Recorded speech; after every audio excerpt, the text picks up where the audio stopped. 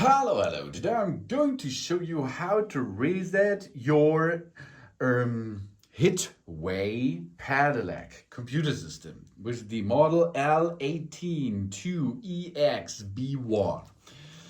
You can make the clear system of the trip of the odometer will be continue counting, average speed, maximum speed, and the time. This all you can set back to zero again, okay? For example, let's try a little bit. You will see here, I will make a little bit navigation to show you that there is now 2.4 as example, and how to clear the values of this is easy, okay?